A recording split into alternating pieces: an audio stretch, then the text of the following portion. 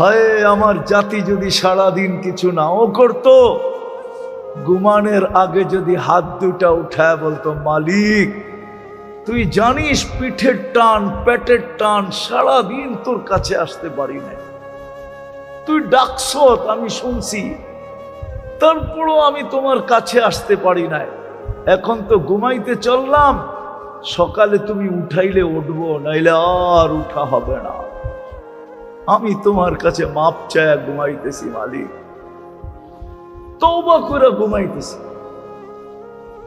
কসম, মুসলমান যদি এতটুক করত, নারী যদি করত, পুরুষ যদি করত, যুবক যদি করত, বৃদ্ধ যদি করত, ইস্তেগফারের বরকত আপনারা জানেন না যে ইস্তেগফার কত বরকত নিয়ে আসে।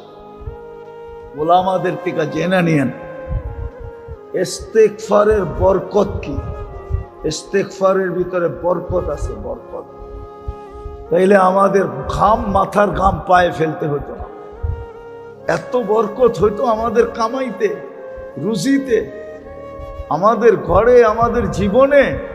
খোদার কসম আমরা বরকত বেচেই চলতে পারতাম। দুনিয়া আমাদের কাছ থেকে যেরকম কাপড় নিতে আসে, সারা দুনিয়া আমাদের কাছ থেকে বরকত নিতে আসতো, বরকত। কমসে কম আমার জাতিরে যদি আমি বুঝাইতে পারতাম যে ঘুমের সময় তওবা করে ঘুমাও, করবেন তওবা, আজকে বানাবেন অভ্যাস, পড়বেন আলহামদুলিল্লাহ, হ্যাঁ না অকৃতজ্ঞ হয়ে উঠবেন? অকৃতজ্ঞের জায়গা আল্লাহর কাছে নাই, আল্লাহ অকৃতজ্ঞকে পছন্দ করে না।